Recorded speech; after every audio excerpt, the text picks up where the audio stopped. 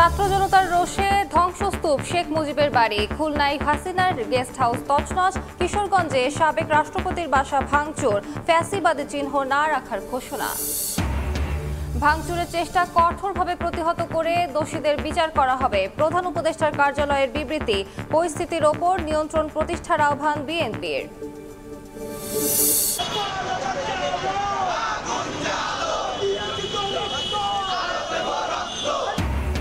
অবৈধ অস্ত্র উদ্ধার ও নিষিদ্ধ ছাত্রলীগ সদস্যদের গ্রেফতার দাবি, বৈষম্য বিরোধীদের লুটের বন্দুক দিয়ে হামলায় ফ্যাসিবাদীরা, দাবি উপদেষ্টা আসিফের অভিযানের নির্দেশনা।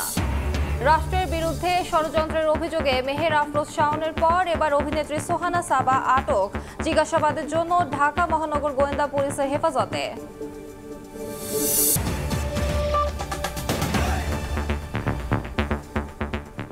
সকালের সময় সঙ্গে আছি আমি আলিশা ইসলাম। ছাত্র জনতার রোষানলে ধ্বংসস্তূপে পরিণত হয়েছে ধানমন্ডি ৩২ নম্বরের শেখ মুজিবের বাড়ি। ফ্যাসিবাদের চিহ্ন না রাখার ঘোষণা দিয়ে বুলডোজার কর্মসূচি চলছে বিক্ষুব্ধ ছাত্র জনতার। স্বৈরাচারীর প্রতীক আখ্যা দিয়ে এই ভবন ভেঙে ফেলায় সন্তুষ্ট তারা। একই সঙ্গে জায়গাটি জনকল্যাণে ব্যবহার করার দাবি জানানো হয়। জুলাই গণহত্যার বিচার ত্বরান্বিত করার তাগিদ ছাত্র জনতার।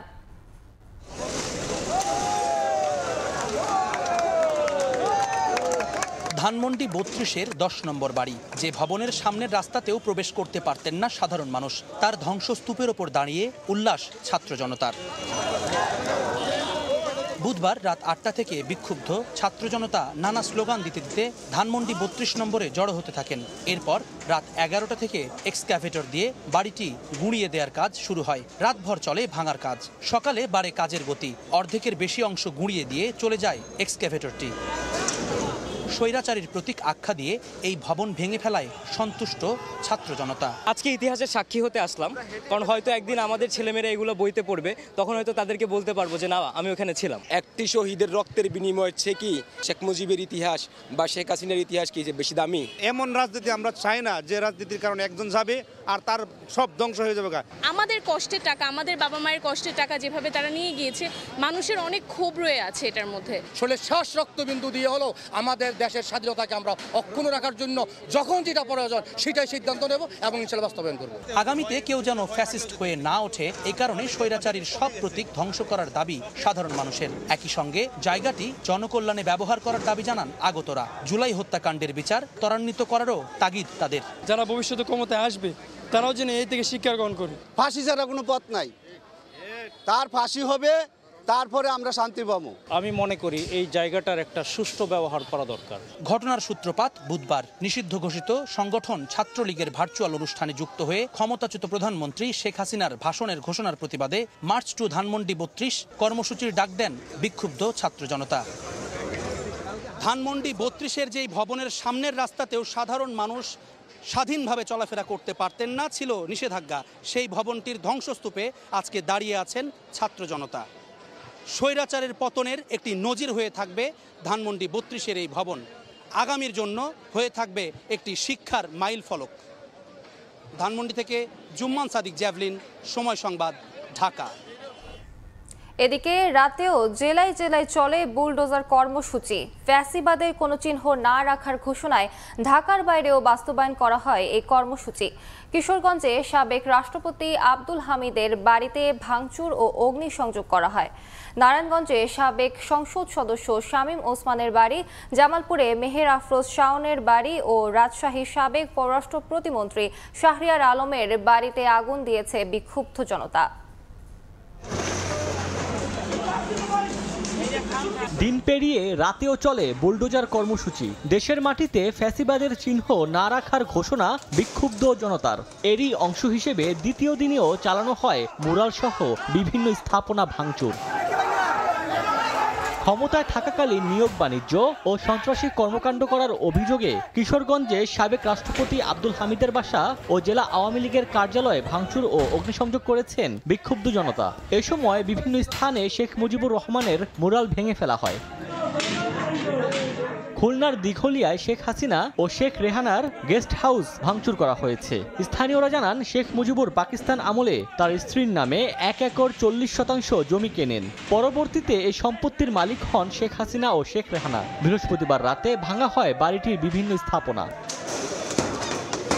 বগুড়ায় আওয়ামী লীগ জাতীয় পার্টি ও জাসদ অফিসে ভাঙচুর চালিয়েছে বিক্ষুব্ধ ছাত্র জনতা। এ সময় সংগঠন তিনটির কার্যালয় থেকে আসবাবপত্র বের করে অগ্নিসংযোগ করা হয়। ফেনী 1 আসনের সাবেক সংসদ সদস্য ও শেখ হাসিনার সাবেক প্রোটোকল কর্মকর্তা আলাউদ্দিন আহমেদ চৌধুরী নাসিমের বাড়ি ও জেলা আওয়ামী লীগ অফিস ভাঙচুর ও অগ্নিসংযোগ করেছে ছাত্র জনতা। পরে সেখান থেকে প্রায় 3 কিলোমিটার পথ মিছিল করেন তারা। ভোলা জেলা আওয়ামী লীগ অফিস ও শেখ মুজিবুর রহমানের 4টি মুরাল এক্সকেভেটর দিয়ে গুড়িয়ে দেওয়া হয়। নারায়ণগঞ্জ শহরের চাষারায় সাবেক সংসদ সদস্য শামীম ওসমানের দাদার বাড়ি ভেঙে আগুন দেয় বিক্ষুব্ধ জনতা। এছাড়া জামালপুর সদরের অভিনেত্রী মেহের আফরোজ শাওনের বাড়িতে আগুন দেয় বিক্ষুব্ধ ছাত্র জনতা। ওমর ফারুক, সময় সংবাদ। আওয়ামী লীগের সভাপতি মণ্ডলীর সদস্য শেখ সেলিমের বনানীর বাসভবনে আগুন দেওয়া হয়েছে। বৃহস্পতিবার দিবাগত রাত 1:30টার দিকে এই ঘটনা ঘটে। প্রত্যক্ষদর্শীরা জানান, আনুমানিক 18 থেকে 20 জন এসে ভাঙচুর করে আগুন দিয়ে চলে যায়। নিরাপত্তাজনিত কারণে ফায়ার সার্ভিসের গাড়ি ঘটনাস্থলে যেতে পারেনি। তবে আশপাশের বাড়িতে যেন আগুন ছড়িয়ে না পড়ে তাই নিজেদের মতো করে নেভানোর চেষ্টা করেন এলাকাবাসী।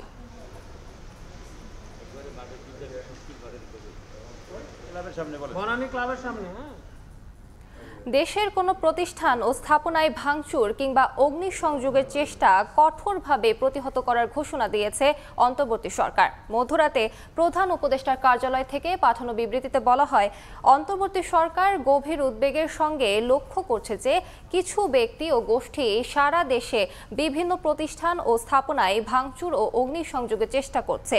সরকার এই ধরনের কর্মকাণ্ড শক্তভাবে প্রতিহত করবে। বিবৃতিতে আরও বলা হয়, কোনো উস্কানিমূলক কর্মকাণ্ডের মাধ্যমে দেশকে অস্থিতিশীল করার চেষ্টা করা হলে দায়ী ব্যক্তি ও গোষ্ঠীর বিরুদ্ধে আইনশৃঙ্খলা বাহিনী তাৎক্ষণিকভাবে কঠোর ব্যবস্থা নেবে এবং দোষীদের বিচারের মুখোমুখি দাঁড় করাবে। এর আগে বৃহস্পতিবার ধানমন্ডি 32 নম্বরে শেখ মুজিবুর রহমানের বাড়ি ভাঙার ঘটনায় একটি বিবৃতি দেয় প্রধান উপদেষ্টার কার্যালয়। সেখানে হামলার ঘটনাকে অনাকাঙ্ক্ষিত অভিহিত করা হয়। দেশের চলমান পরিস্থিতির ওপর নিয়ন্ত্রণ প্রতিষ্ঠা করতে অন্তর্বর্তী সরকারের প্রতি আহ্বান জানিয়ে বিবৃতি দিয়েছে বিএনপি। অন্যথায় দেশে নৈরাজ্যকর পরিস্থিতির প্রসার ঘটবে বলে সতর্ক করা হয়েছে। বলা হয়, কঠোরভাবে আইন শৃঙ্খলা প্রতিষ্ঠা করে রাষ্ট্র ও সরকারের ভূমিকা দৃশ্যমান করা এখন সময়ের দাবি। মধ্যরাতে বিএনপি সিনিয়র যুগ্ম মহাসচিব রুহুল কবির রিজভী স্বাক্ষরিত বিবৃতিতে আরও বলা হয়, হাজারো শহীদের আত্মত্যাগ ও গণ অভ্যুত্থান সম্পর্কে আপত্তিকর বক্তব্য দেশের জনগণের মধ্যে তীব্র ক্ষোভ এবং ক্রোধের জন্ম দিয়েছে, যার পরিপ্রেক্ষিতে বুধবার ঢাকাসহ দেশের বিভিন্ন স্থানে বিভিন্ন মূর্তি, স্থাপনা ও নামফলক ভেঙে ফেলার মতো ঘটনা দেশে বিদেশে সরকারের ভাবমূর্তি ক্ষুণ্ণ হবার কারণ হতে পারে। এর বাইরেও নানান ধরনের দাবি দাওয়া নিয়ে যখন তখন সড়কে মব কালচারের মাধ্যমে জনদুর্ভোগের সৃষ্টি করছে, তা প্রতিরোধে সরকার যথাযথ পদক্ষেপ নিতে ব্যর্থ হচ্ছে বলেও বিবৃতিতে অভিযোগ করা হয়। সারা দেশে গণহত্যা সহ বিভিন্ন মামলায় এজাহারভুক্ত নিষিদ্ধ ছাত্রলীগ সদস্যদের গ্রেফতার এবং অবৈধ অস্ত্র উদ্ধারে অভিযান চালানোর দাবিতে বৃহস্পতিবার মধ্যরাতে রাজধানীর মিন্টু রোডে অবস্থান নেন বৈষম্য বিরোধী ছাত্র আন্দোলনের নেতাকর্মীরা। পরে উপদেষ্টা আসিফ মাহমুদ সজীব ভুঁইয়ার আশ্বাসে অবস্থান কর্মসূচি থেকে সরে আসেন তারা। এ সময় উপদেষ্টা বলেন, জুলাই আন্দোলনের সময় লুট হওয়া অস্ত্র দিয়ে এখন হামলা করছে ফ্যাসিবাদীরা। অভিযান পরিচালনায় নির্দেশনা দিয়েছে সরকার।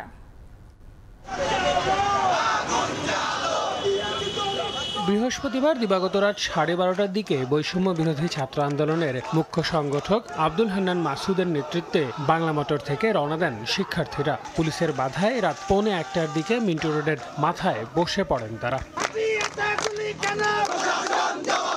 এ সময় স্লোগানে স্লোগানে সারা দেশ থেকে অবৈধ অস্ত্র উদ্ধারের অভিযান পরিচালনার দাবি তোলেন বৈষম্য বিরোধী ছাত্র আন্দোলনের নেতাকর্মীরা। এ সময় নিষিদ্ধ ঘোষিত ছাত্রলীগের সদস্য সহ বিভিন্ন মামলায় এজাহারভুক্ত আসামিদের গ্রেফতারে অভিযান পরিচালনার ঘোষণা না আসা পর্যন্ত অবস্থান কর্মসূচি চালিয়ে যাওয়ারও ডাক আসে।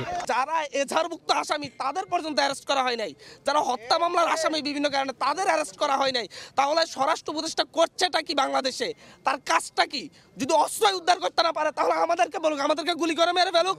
আমরা এখানে এসেছি, আমাদেরকেও গুলিটা করে দিক, তাহলে আমরা মরে যাই। নিষিদ্ধ ছাত্র সংগঠন, জঙ্গি ছাত্র সংগঠন, ছাত্রলীগের প্রত্যেকটি সন্ত্রাসীকে 24 ঘন্টার মধ্যে গ্রেফতার করার জন্য চিরুনি অভিযান পরিচালনা করতে হবে। পরে ঘটনাস্থলে আসেন উপদেষ্টা আসিফ মাহমুদ। ছাত্র আন্দোলনের সময় লুট হওয়া অস্ত্র দিয়ে এখন হামলা করছে ফ্যাসিবাদীরা উল্লেখ করে তিনি বলেন, সরকারের উপর পর্যায় থেকে নির্দেশনা দেয়া হয়েছে, হুমকি স্বরূপ হলে তাদের ছাড় দেয়া হবে না।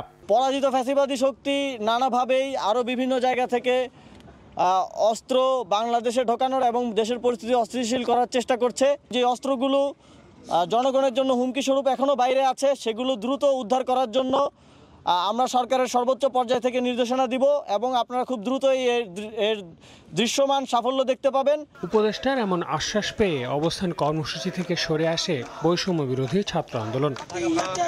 আল আমিন তুষার, সময় সংবাদ, ঢাকা। রাজধানীর ধানমন্ডি থেকে অভিনেত্রী ও নির্মাতা মেহের আফরোজ শাওনকে আটক করেছে পুলিশের গোয়েন্দা শাখা। জিজ্ঞাসাবাদের জন্য তাকে ডিবি কার্যালয়ে নেওয়া হয়েছে। রাতে ধানমন্ডি থেকে শাওনকে আটকের তথ্য নিশ্চিত করেন ডিএমপির গোয়েন্দা শাখার অতিরিক্ত কমিশনার রেজাউল করিম মল্লিক। শাওনকে কেন আটক করা হয়েছে এ বিষয়ে ডিএমপির উপকমিশনার তালেবুর রহমান জানান, রাষ্ট্রবিরোধী ষড়যন্ত্রের অভিযোগে জিজ্ঞাসাবাদের জন্য শাওনকে ডিবি কার্যালয়ে নেওয়া হয়েছে। এর কিছুক্ষণ পর অভিনেত্রী সোহানা সাবাকেও আটক করে নিয়ে যায় গোয়েন্দা পুলিশ। তাকেও জিজ্ঞাসাবাদ করার কথা বলা হয়। আন্তর্জাতিক বাজারে বুকিং রেট সর্বনিম্ন পর্যায়ে নেমে আসায় 1 লাখ মেট্রিক টন চাহিদার বিপরীতে 2,63,000 মেট্রিক টন ছোলা আমদানি হয়েছে বাংলাদেশে। শুধু জানুয়ারিতেই 97,000 মেট্রিক টন ছোলা আমদানি হওয়ায় প্রতি কেজি ছোলার দাম 90 থেকে 95 টাকায় নেমে এসেছে। স্বাক্ষর টিপুর, ক্যামেরায় বিস্তারিত জানাচ্ছেন কমল দে।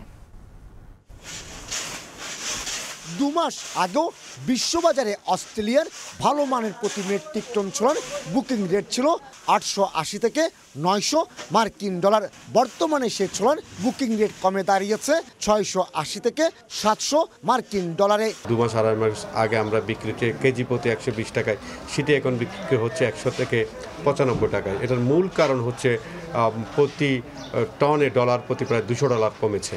চট্টগ্রাম কাস্টম হাউজের তথ্য মতে 2024 সালের পুরো বছরে 1,66,000 মেট্রিক টন ছোলা আমদানি হলো। চলতি বছরের জানুয়ারি মাসে এককভাবে 97,181 মেট্রিক টন ছোলা আমদানি হয়েছে। এক্ষেত্রে সিন্ডিকেট যদি না কাজ করে থাকে এবং সরকার যদি যথেষ্ট এখানে কন্ট্রোল করতে পারে, সাধারণ মানুষ খুবই রিজনেবল প্রাইসে ছোলা কিনতে পারবে বলে আমরা আশা করছি। পাইকারি পর্যায়ে বর্তমানে ভালো মানের প্রতি কেজি ছোলা 90 থেকে 95 টাকায় বিক্রি হচ্ছে। শুধুমাত্র প্রিমিয়াম কোয়ালিটির জবা ও সূর্যমুখী ব্র্যান্ডের ছোলার দর 102 টাকা। অবশ্য এই ছোলা 1 মাস আগেও 122 টাকায় বিক্রি হতো। পর্যাপ্ত ছোলা আমদানি হয়েছে, আমদানি হওয়ার কারণে মোটামুটি বাজার সামঞ্জস্যতা আছে, দিন দিন ছোলার দাম কমতেছে। 2 বছর আগে ডলার সংকটের মুখে অস্ট্রেলিয়া থেকে ছোলা আমদানি কমে যাওয়ার সুযোগকে কাজে লাগিয়ে টিউনিশিয়া এবং ইথিওপিয়া থেকে আনা ছোলা বাংলাদেশে 100 মার্কিন ডলার বাড়তি দরে বিক্রি করত ভারত। সাম্প্রতিক সময়ে অস্ট্রেলিয়া থেকে সরাসরি ছোলা আসার পরিমাণ বাড়ায় বন্ধ হয়ে গেছে ভারতের এই কৌশল। অ্যাভেলেবেল এলসি করতে পারতো না গ্রুপ ইন্ডাস্ট্রি মালিক ছাড়া। বর্তমানে আল্লাহর রহমতে এখন ছোট বড় সবাই এলসি করার সুযোগটা পাচ্ছে। সেই জন্য গিয়ে অ্যাভেলেবেল এলসি হওয়ার কারণে ছোলার বাজার এখন মোটামুটি স্থিতিশীল আছে। রেকর্ড আমদানি হলো কৃষি পণ্য হিসেবে ছোলা আমদানিতে কোনো শুল্ক পায় না চট্টগ্রাম কাস্টম হাউস। আসন্ন রমজানে বাজারে যেমন ছোলার সংকট হবে না, তেমনি দামও থাকবে নিয়ন্ত্রণে, এমনটি বলছেন ব্যবসায়ীরা। চট্টগ্রামের খাতুনগঞ্জ থেকে কমল দে, সময় সংবাদ। নেই পরিবেশ ছাড়পত্র, কারখানার দূষিত বর্জ্য মিশছে আশপাশের পুকুর ও ফসলি জমিতে। তারপরেও নির্বিঘ্নে ব্যাটারি উৎপাদন করছে নরসিংদীর পলাশ উপজেলার ফুলবাড়িয়া গ্রামের জিন-1 স্টোরেজ লিমিটেড নামের প্রতিষ্ঠান। কারখানার বর্জ্যে ক্ষতিগ্রস্ত অন্তত ৩,০০০ একর কৃষিজমি। মানুষের পাশাপাশি বিভিন্ন রোগে আক্রান্ত হচ্ছে গবাদি পশু। আশিকুর রহমান পিয়ালের পাঠানো তথ্য ও মাহমুদুল হাসান মাহফুজের ছবি নিয়ে রিপোর্ট। কারখানা থেকে দূষিত বর্জ্য এসে পড়ছে পাশের পুকুরে। ছোট নালা করে এই বর্জ্য ফেলা হচ্ছে ফসলি জমিতে। আবার পুকুর থেকে মেশিনের সাহায্যেও তরল বর্জ্য নিষ্কাশন করা হচ্ছে জমিগুলোতে। 2019 সালে নরসিংদীর পলাশ উপজেলার ফুলবাড়িয়া গ্রামে নির্মাণ করা হয় জিন-1 স্টোরেজ লিমিটেড নামে একটি ব্যাটারি তৈরির কারখানা। এখানকার এসিডযুক্ত তরল বর্জ্য আশপাশের ফসলি জমি ও পুকুরে যাওয়ায় দেখা দিয়েছে বিপর্যয়। এলাকাবাসী জানান, কারখানার বর্জ্যে ফুলবাড়িয়া সহ পার্শ্ববর্তী দক্ষিণ দেউড়া, কালাপাইকা এবং মালিতা গ্রামের ক্ষতিগ্রস্ত হয়েছে অন্তত ৩,০০০ একর কৃষিজমি। মানুষের পাশাপাশি বিভিন্ন রোগে আক্রান্ত হচ্ছে গবাদি পশুও। কেউ প্রতিবাদ করলে হামলা মামলার মাধ্যমে দমিয়ে রাখা হচ্ছে। ৩,০০০ বিঘা জমি নষ্ট হইতেছে। এই পানি আমরা কলেজে যাই, কলেজে খাইয়ে পানি খাই আমরা পোলাপান আগর অসুবিধা হইতেছে। আন্দোলন করার পরে কিছুদিন বন্ধ রাখে ফ্যাক্টরি, আবার দেখা গেছে তারা কিভাবে চালায় নেয়। ওদের কোনো পরিবেশ অধিদপ্তরের ছাড়পত্র নাই, কোনো ট্রেড লাইসেন্স নাই, মানে কোনো ডকুমেন্টসই ওদের নাই। কারখানার ব্যবস্থাপকও স্বীকার করলেন, পরিবেশ ছাড়পত্র নেই প্রতিষ্ঠানটির। পরিবেশের ছাড়পত্র যেটা আমরা আবেদন করেছি, সেটা আমাদেরকে কিছু রিকোয়ারমেন্ট দিয়েছে যে এই ডকুমেন্টস লাগবে, আমরা ওই ডকুমেন্টসগুলো সাবমিট করেছি। এখন ফাইল অন দ্য প্রসেস। পরিবেশ অধিদপ্তর জানায়, অনুমোদনহীন এই কারখানার সরেজমিনে পরিদর্শন করে মিলেছে সত্যতা। এ বিষয়ে আইনগত ব্যবস্থা নিতে জানানো হয়েছে ঊর্ধ্বতন কর্তৃপক্ষকে। আর জেলা প্রশাসন বলছে, বিষয়টি নিয়ে তারা অপেক্ষায় আছেন আদালতের নির্দেশনার। ওই এলাকার পরিবেশ দূষণ করছে মর্মে পরিবেশ অধিদপ্তর আমার কাছে প্রমাণিত হয়েছে। আমি তৎপ্রেক্ষিতে সেটা আমি জানিয়েছি হেডকোয়ার্টারকে এবং কারখানা বন্ধ করার জন্য, কারখানার যে ক্ষতি করেছে ওই এলাকার মানুষের সে ক্ষতিপূরণ আদায় করার জন্য আমি সুপারিশ করেছি। হাইকোর্টের রায়কে তো অবজ্ঞা করা সম্ভব নয়। সেই ক্ষেত্রে আমাদের যদি এর রায়টা পর্যবেক্ষণ করে কোনো ক্লজ থাকে যে যেখানে আমাদের ব্যবস্থা গ্রহণ সম্ভব, সেটা। জিন-1 স্টোরেজ লিমিটেডের কারখানায় 8টি নাম সর্বস্ব ব্র্যান্ডের ব্যাটারি তৈরি করা হচ্ছে। সময় সংবাদ, নরসিংদী। 1875 সালে প্রতিষ্ঠিত মাদারীপুর পৌরসভা 1991 সালে প্রথম শ্রেণীতে উন্নীত হয়। অথচ এই পৌরসভায় নেই কোনো ডাম্পিং স্টেশন। তাই দুটি মহাসড়কের পাশেই ফেলা হচ্ছে ময়লা আবর্জনা। 7 বছরেরও বেশি সময় ধরে এই কার্যক্রম চালিয়ে যাওয়ায় ক্ষুব্ধ যাত্রী, চালক ও এলাকাবাসী। এতে দূষিত হচ্ছে পরিবেশ, বাড়ছে স্বাস্থ্য ঝুঁকি। এদিকে 5 একর জমিতে আধুনিক ডাম্পিং স্টেশন নির্মাণের প্রকল্প হাতে নেওয়া হয়েছে বলে জানিয়েছেন পৌর প্রশাসক সঞ্জয় কর্মকার অভিজিৎ। এর রিপোর্ট, ছবি তুলেছেন শাহাদাত আকন। মাদারীপুর শহরের শকুনি মৌজায় গণপূর্ত বিভাগের অফিস। এর সামনে এখন ময়লার ভাগাড়। অথচ মাদারীপুর শরীয়তপুর মহাসড়ক দিয়ে প্রতিদিন হাজার হাজার যানবাহন চলাচল করে। শহরের ময়লা একসঙ্গে এখানে স্তূপ করে রাখায় ছড়াচ্ছে দুর্গন্ধ। একই চিত্র সড়কটির 4 লেনের খাগদি এলাকায়। এখানে জমানো ময়লা পুড়িয়ে ফেলায় বাতাসের সঙ্গে বিষাক্ত ধোঁয়া আশপাশে ছড়িয়ে পড়ছে। নষ্ট হচ্ছে পরিবেশ, বাড়ছে স্বাস্থ্য ঝুঁকি। 5 বছর যাবত জায়গায় মেন রাস্তার উপর ময়লা হালায়, দুর্গন্ধ প্রচন্ড। আশপাশে বহুত স্কুল কলেজ রয়েছে, গন্ধে এখানে টেকাই যায় না। আর অফিসের পুরো গেটটা তারা ব্লক করে নিচ্ছে। আইসা 2-3 ঘন্টা কাজ করে চলে যায়, আবার ময়লা ফেলায়। এইভাবে হইতাছে, কিন্তু পুরো ক্লিন হয় না। ঢাকা বরিশাল মহাসড়কের সদর উপজেলার মোস্তফাপুর ইউনিয়নের বড়মেহের এলাকায় 7 বছর ধরে ফেলা হয় বর্জ্য। পাহাড় সমান উঁচু হয়েছে এই ময়লা। 5 আগস্ট আওয়ামী লীগ সরকার পতনের পর বাধার মুখে এই কার্যক্রম সরিয়ে নতুন করে ময়লা ফেলা হচ্ছে মহাসড়কের ডাসার উপজেলার পান্তাপাড়া এলাকায়। পৌরসভার ময়লা মহাসড়কে ফেলায় ক্ষুব্ধ যাত্রী, চালক, পথচারী ও স্থানীয়রা। এগো বাসার সামনের ময়লা আমার বাসার সামনে ফেলায়, আমি কি সিটি কর্পোরেশনের ট্যাক্স দিই না? ধোঁয়া এবং গন্ধতে মনে করে যাইতে নাক বন্ধ হয়ে যেতে হয়। বিকল্প কোনো ব্যবস্থা আছে কিনা এটা সরকারের কাছে আমাদের বিশেষভাবে আবেদন। পৌর প্রশাসক জানান, সমস্যা সমাধানে 69 কোটি টাকার প্রকল্প হাতে নেওয়া হয়েছে। 1 বছরের মধ্যেই হবে বাস্তবায়ন। আশা করছি আমরা এই মামলাটা মোকাবেলা করে আমরা এই প্রজেক্টটা হাতে নিতে পারবো। তখন আর এই সমস্যাটা থাকবে না। কিন্তু ততদিন আপনার বছর খানেক আমাদেরকে বিকল্প ব্যবস্থা খুব অচিরেই আমাদেরকে সন্ধান করতে হবে যেখানে আমরা আপাতত ডাম্পিং করতে পারি। মাদারীপুর পৌরসভার 9টি ওয়ার্ডের 34টি মৌজায় 2 লাখ মানুষের বসবাস। ময়লা অপসারণে 111 জন পরিচ্ছন্নতা কর্মী, 30 জন ভ্যান ও ট্রাক চালক নিয়োজিত রয়েছেন। ব্রিটিশ আমলে প্রতিষ্ঠিত হয় মাদারীপুর পৌরসভা। 150 বছরের পুরনো এই পৌরসভায় দীর্ঘদিনেও গড়ে ওঠেনি ডাম্পিং স্টেশন। মহাসড়কের পাশে এভাবে ময়লা ফেলায় পৌরসভার অব্যবস্থাপনাকে দুষছেন ভুক্তভোগীরা। সঞ্জয় কর্মকার, অভিজিৎ, সময় সংবাদ, মাদারীপুর। আলোর নিচে অন্ধকার। মাত্র 100 মিটার সেতুর অভাবে মুন্সিগঞ্জ জেলা শহরের একটি বড় অংশ বিচ্ছিন্ন। এতে ন্যূনতম পৌর সুবিধা থেকেও বঞ্চিত কয়েক হাজার বাসিন্দা। দ্রুত সেতু নির্মাণের দাবি ভুক্তভোগীদের। সমস্যা সমাধানে ব্যবস্থা নেওয়ার আশ্বাস স্থানীয় সরকার বিভাগের। নাসির উদ্দিন উজ্জ্বলের রিপোর্ট, ছবি তুলেছেন আবু সাইদ। ভোরের কুয়াশার মধ্যেই ঝুঁকি নিয়ে বাঁশের সেতু পারাপার। শিক্ষার্থী ও কর্মজীবী এমনকি উৎপাদিত পণ্য নিয়েও নড়বড়ে এই সেতু ব্যবহারে বাধ্য হচ্ছেন। পৌরসভার 7 নম্বর ওয়ার্ডের মোল্লারচরের কয়েক হাজার মানুষের চলাচলের একমাত্র অবলম্বন এই কাঠ বাঁশের সেতু। উঁচু নৌযান চলাচলের জন্য মাঝখানের অংশটি খোলা রাখা হয়েছে। ধলেশ্বরীর শাখা কালিদাস নদী মূল শহর থেকে বিচ্ছিন্ন করেছে মোল্লারচর এলাকা। শুধু সেতুর অভাবে জনপদটি এখনো অবহেলিত। দেখে বোঝার উপায় নেই প্রথম শ্রেণীর পৌরসভার অংশ এটি। নেই পানি ও গ্যাস সংযোগ, অভ্যন্তরীণ সড়কেরও দুরবস্থা। স্কুলের ছাত্রছাত্রীরা আমরা যাইতে অসুবিধা, যাইতে পারি না। একটা অসুস্থ রোগী হয়ে গেলে কোনো বাইসান যাইতে পারি না। অ্যাক্সিডেন্টের একটা ভোগান্তি হয়ে যায়, মানুষ নিচে পড়ে যায় অনেক সময়।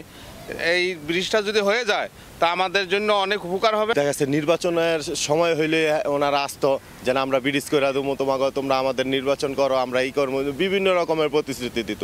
আদতে কেউ এই কাজ করে নাই। সেতু নির্মাণ করে এলাকাটি মূল শহরের সঙ্গে যুক্ত করার আশ্বাস স্থানীয় সরকার বিভাগের। ব্রিজটা অনুমোদন হইতে গেলে একনেকে অনুমোদন হইতে হবে, তবে আশা করি ভবিষ্যতে এটা বাস্তবায়ন হবে। এলজিডির এক্সএম মহোদয়ের সাথে কথা বলেছি, আমাদের প্রয়োজন হলে তাদের হেল্প নিয়ে আসলে এই ব্রিজটা আমাদের করতে হবে। যেহেতু ওই জায়গাটা আমাদের বিচ্ছিন্ন, আমরা চেষ্টা করবো ইনশাল্লাহ। 2019 সালের 3 ফেব্রুয়ারি বাঁশ কাঠে তৈরি এই সেতু কয়েক দফা ভেঙে পড়লে দেয়া হয় জোড়াতালি। আলোর নিচে যেন অন্ধকার। স্বাধীনতার 53 বছরেও 100 মিটার দীর্ঘ এই সেতু নির্মাণ হয়নি, যার কারণে 2019 সালে বাঁশ এবং কাঠ দিয়ে তৈরি করা সেতু এখন ভাঙাচুরা, চলছে জোড়াতালি দিয়ে। তাই দুর্ভোগ লেগেই আছে। মুন্সিগঞ্জের মোল্লারচর থেকে নাসির উদ্দিন উজ্জ্বল, সময় সংবাদ। ভূমি অধিগ্রহণ জটিলতায় 5 বছরেও শুরু হয়নি শরীয়তপুর সদর থেকে ভেদেরগঞ্জ উপজেলার ইব্রাহিমপুর ফেরিঘাট সড়কটি 4 লেনে উন্নীতকরণের কাজ। এরই মধ্যে দরপত্র বাতিল করা হয়েছে কয়েক দফা। এদিকে সড়কটি দিয়ে চলাচলে চরম ভোগান্তি পোহাতে হচ্ছে যাত্রী ও পরিবহন সংশ্লিষ্টদের। শিগগিরই সংকট সমাধানের আশ্বাস সংশ্লিষ্ট দপ্তরের। বিএম ইশরাফিলের পাঠানো তথ্য ও ছবি নিয়ে রিপোর্ট। কোথাও উঠে গেছে কার্পেটিং, কোথাও রাস্তা দেবে গেছে। খানাখন্দে ভরা সড়কে ঝুঁকি নিয়ে চলছে যানবাহন।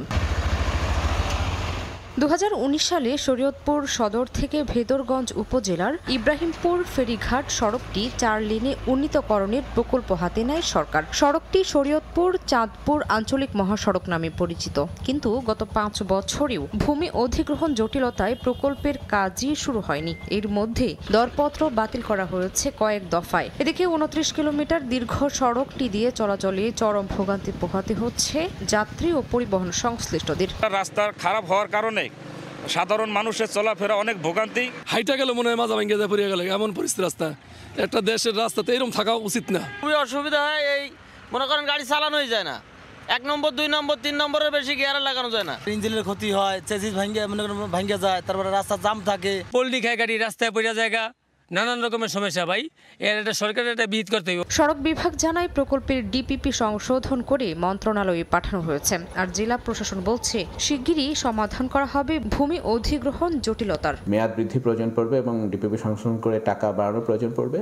তো তো এগুলো আমাদের উচ্চতর পর্যায়ের সিদ্ধান্ত অনুযায়ী এ ব্যাপারে কাজ করা হবে। আশা করছি যে আমরা সমন্বিতভাবে যদি কাজ করি তাহলে এই জনদুর্ভোগ আমরা খুব দ্রুত সময়ের মধ্যে আমরা সমাধান করে ফেলতে পারবো। সড়ক বিভাগের তথ্য মতে 4টি প্যাকেজে সড়কটি নির্মাণে প্রকল্প ব্যয় ধরা হয়েছে 868 কোটি টাকা। সময় সংবাদ, শরীয়তপুর। আইন না মেনে নারায়ণগঞ্জের শীতলক্ষ্যা, বুড়িগঙ্গা, মেঘনা, ব্রহ্মপুত্র সহ সব নদীতে চলাচল করছে বাল্কহেড। নৌযানগুলোর বেপরোয়া চলাচলে প্রায়ই ঘটছে দুর্ঘটনা। এতে নদী পারাপারে আতঙ্কে থাকেন যাত্রীরা। কর্তৃপক্ষ বলছে বাল্কহেডের চলাচল নিয়ন্ত্রণ করতে নেওয়া হচ্ছে কঠোর ব্যবস্থা। শওকত আলী সৈকতের পাঠানো তথ্য ও আরিফ হোসেনের ছবি নিয়ে রিপোর্ট। নদীতে যত্রতত্র চলাচল করছে বাল্কহেড। পাশেই ঝুঁকি নিয়ে নৌকায় করে নদী পার হচ্ছেন এলাকাবাসী। সূর্যাস্ত থেকে সূর্যোদয় পর্যন্ত নদীতে বাল্কহেড চলাচলে সরকারি নিষেধাজ্ঞা রয়েছে। পাশাপাশি জনবহুল স্থান ও খেয়াঘাট অতিক্রমের সময় হর্ন বাজানো সহ গতি কমিয়ে চলাচলে বাধ্যতামূলক করা হয়েছে। এসব নিয়ম না মেনে নারায়ণগঞ্জের শীতলক্ষ্যা, বুড়িগঙ্গা, মেঘনা, ব্রহ্মপুত্র সহ সব নদীতে চলাচল করছে বাল্কহেড। সংশ্লিষ্টরা বলছেন নৌযানগুলোর বেপরোয়া চলাচলে প্রায় ঘটছে দুর্ঘটনা। এতে নদী পারাপারে আতঙ্কে থাকেন যাত্রীরা। অনর্গল চলতেছে, কোনো লাইট নাই, কোনো সাইরেন নাই, কিচ্ছু নাই। 7টা ক্ষমা নাই মনে করে এদিকে যেতে পারি না, এদিকে পারি না। আমাদের প্যাসেঞ্জার মনে আর হয়ে দাম লাগাই দেয় আরো। রাতে কোনো লাইট মাইট মারে না, সিগন্যাল দেয় না, কোনো কিছু না, এমন অ্যাক্সিডেন্ট একটা দুর্ঘটনা ঘটে যায়। পারাপারের সময় তো সবসময় আতঙ্কিত থাকি, কারণ হচ্ছে বাল্কহেডগুলো বেপরোয়াভাবে চলাফেরা করে। নৌ পুলিশ যারা আছে তারাও একটা নিরাপত্তার বেষ্টনী করে দেওয়া যে এতটা থেকে এতটা বন্ধু বাল্কহেড পার হবে। তবে কর্তৃপক্ষ বলছে বাল্কহেডের চলাচল নিয়ন্ত্রণ করতে নেওয়া হচ্ছে কঠোর ব্যবস্থা। নৌ পুলিশকে আমরা চিঠি দিয়েছি এবং তারা রাত্রে যেন না চলাচল করতে পারে সেই বিষয়ে তারা কঠোর নজরদারি করবেন। শীতলক্ষ্যা নদীতে এখানে টহলের ব্যবস্থা রেখেছি এবং এই বাল্কহেডের বিরুদ্ধে আমরা নিয়মিত প্রসিকিউশন, নিয়মিত মামলা সকল কিছু ব্যবস্থা করা হচ্ছে। বিআইডব্লিউটি এর তথ্য মতে গত 1 বছরে নারায়ণগঞ্জের বিভিন্ন নদীতে বাল্কহেডের কারণে অন্তত 10টি দুর্ঘটনা ঘটেছে। এসব ঘটনায় 193টি মামলা করা হয়েছে। সময় সংবাদ, নারায়ণগঞ্জ। ফরিদপুর শহর রক্ষা বাঁধের পাশে রাতের আধারে অবৈধভাবে বালু উত্তোলন করছে প্রভাবশালী চক্র। এলাকাবাসী জানান, বালু উত্তোলন করায় হুমকির মুখে শহর রক্ষা বাঁধ ও নদী তীরবর্তী বসত বাড়িগুলো। তবে জড়িতদের বিরুদ্ধে শিগগিরই ব্যবস্থা নেওয়ার আশ্বাস স্থানীয় প্রশাসনের। শিগগির স্বজনের পাঠানো তথ্য ও ছবি নিয়ে রিপোর্ট। রাতের আধারে এক্সকাভেটর দিয়ে মাটি কাটা হচ্ছে, পরে ট্রাকে তা পরিবহন করা হচ্ছে অন্যত্র।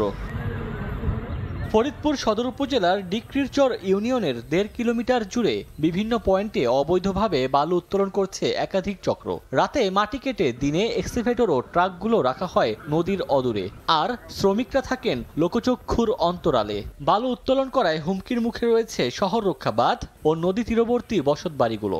এরই মধ্যে ওই এলাকায় শুরু হয়েছে ভাঙন।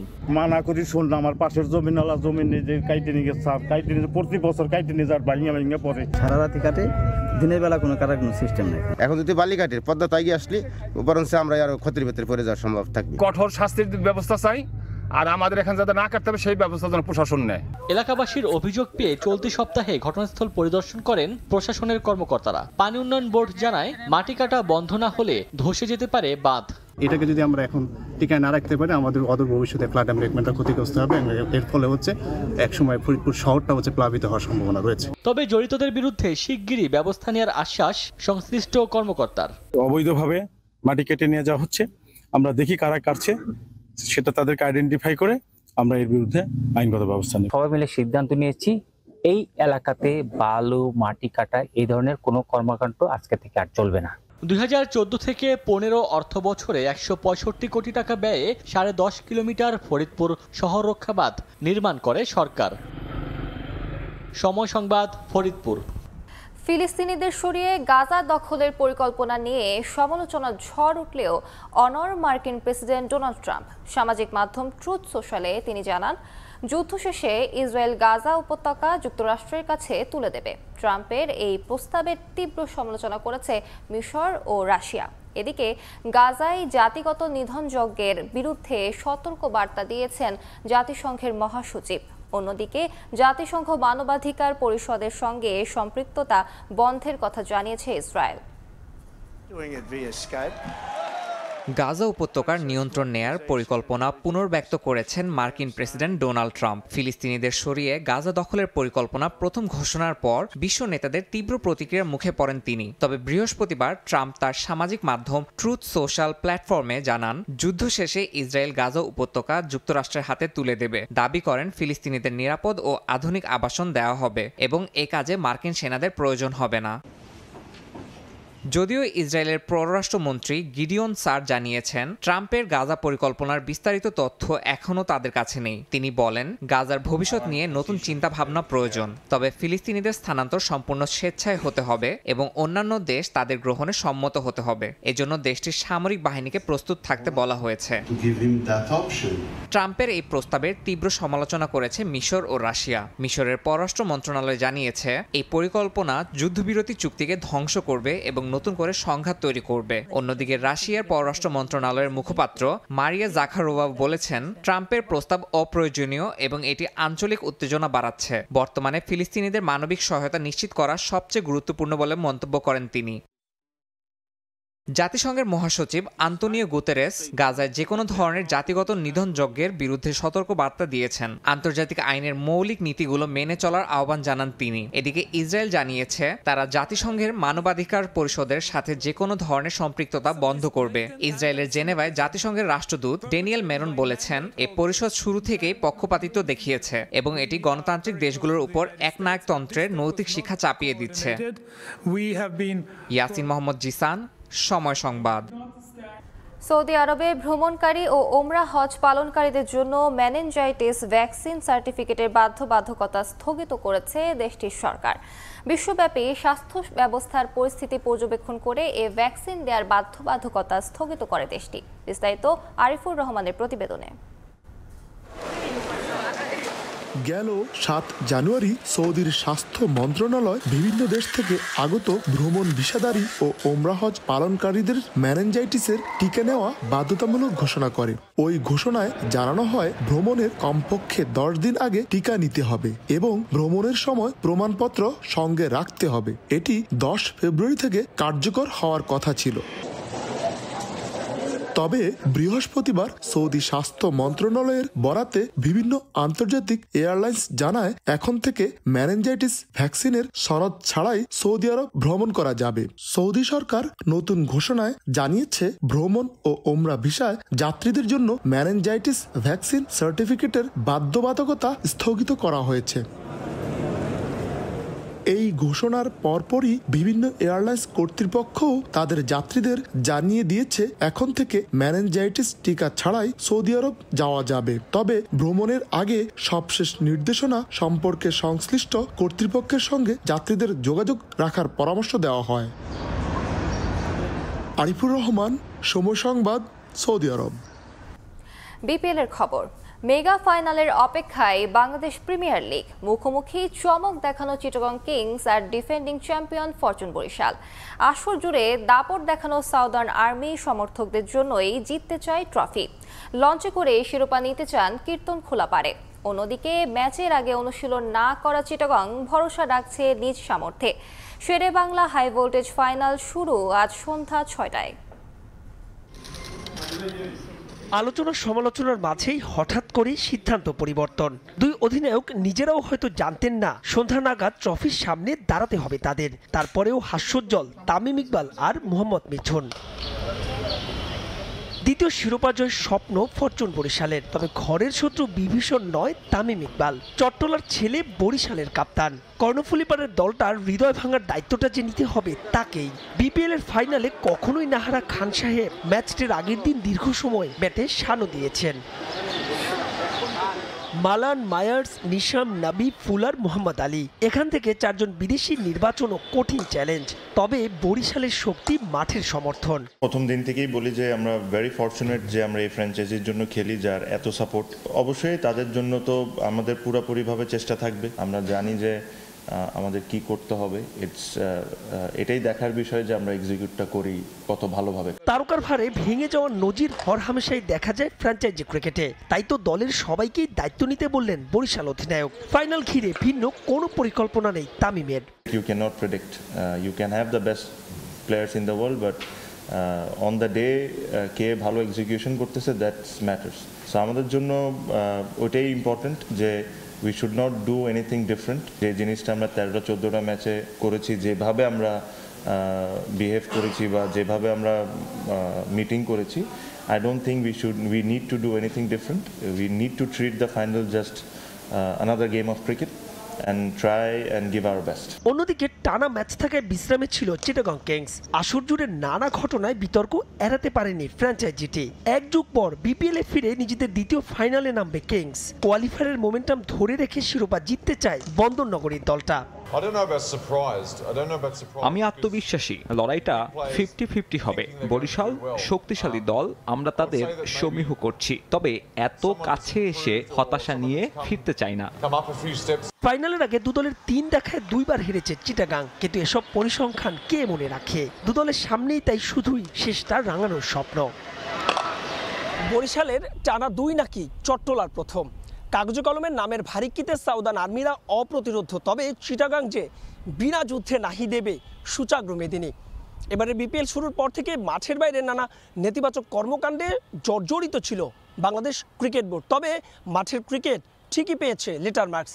অন্তত একটা জম্পেশ ফাইনালের মধ্য দিয়েই শেষ হোক তা। মাহবুব রিমন, সময় সংবাদ, সেরাই বাংলা জাতীয় ক্রিকেট স্টেডিয়াম, ঢাকা। সকালের সময় শীর্ষ সংবাদগুলো জানিয়ে দিচ্ছি আরেকবার।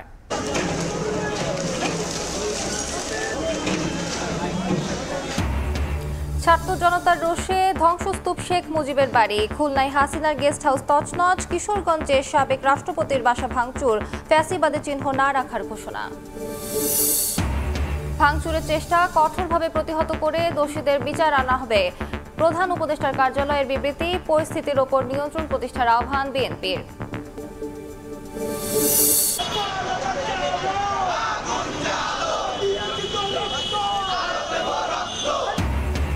অবৈধ অস্ত্র উদ্ধার ও নিষিদ্ধ ছাত্রলীগ সদস্যদের গ্রেফতার দাবি বৈষম্য বিরোধীদের। লুটের বন্দুক দিয়ে হামলায় ফ্যাসিবাদীরা, দাবি উপদেষ্টা আসিফের, অভিযানের নির্দেশনা।